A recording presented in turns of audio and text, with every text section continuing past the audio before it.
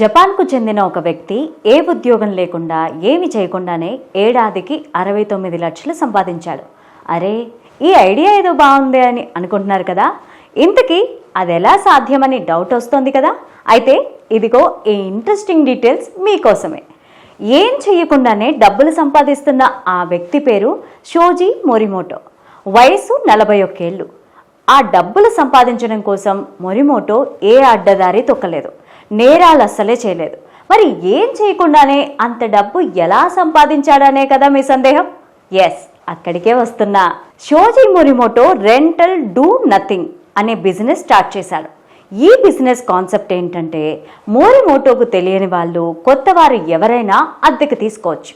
అంటే తన సమయాన్ని మరొకరి కోసం వెచ్చించి అందుకు బదులుగా వారి వద్ద నుంచి సర్వీస్ ఛార్జ్ తీసుకుంటాడన్నమాట.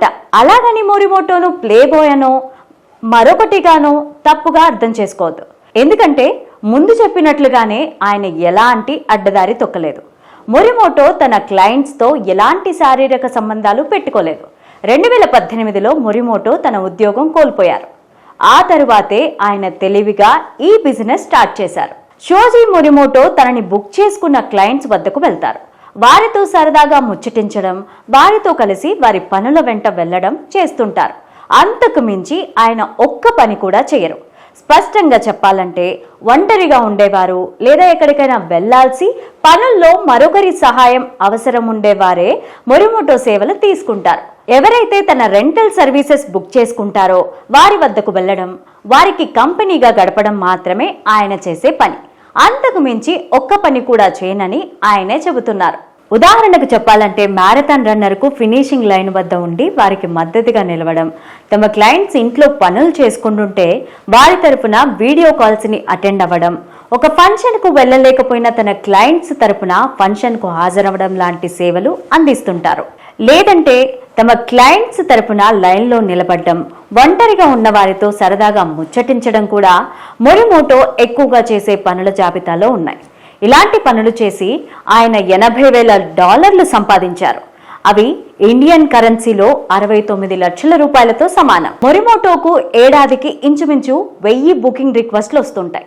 అందులో కొన్ని గంటల వ్యవధి కోసం బుక్ చేసుకునేవారు ఉంటే, మరికొంతమంది తమ అవసరాన్ని బట్టి, పనిని బట్టి అంతకంటే ఎక్కువ బుక్ చేసుకుంటూ ఉంటారు. గతంలో 2 నుంచి 3 గంటల బుకింగ్ కోసం $65 నుంచి $95 వరకు ఛార్జ్ చేసేవారు. కానీ ఇప్పుడు తన సేవలకు ఎంత ఇవ్వాలనే నిర్ణయాన్ని తమ క్లయింట్స్కే వదిలేసా అంటున్నారు. జపాన్లో ఈ తరహా రెంటల్ బిజినెస్ ఇప్పుడు బాగా ట్రెండింగ్లో ఉంది.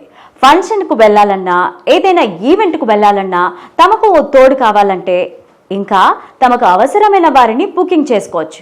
గర్ల్ ఫ్రెండ్ కావాలన్నా వారికి girl friend ready, boy friend కావాలనుకునే వారికి బాయ్ ఫ్రెండ్ రెడీ. ఏ పని కోసమైతే వారిని బుక్ చేసుకున్నారో ఆ అవసరం తీరిపోయాక ఎవరి దారి వారు చూసుకుంటారు.